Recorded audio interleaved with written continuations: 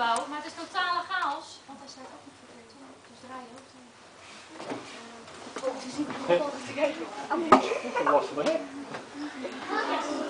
Oh!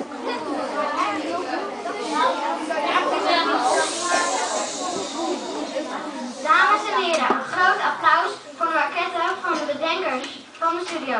Luc en Martijn.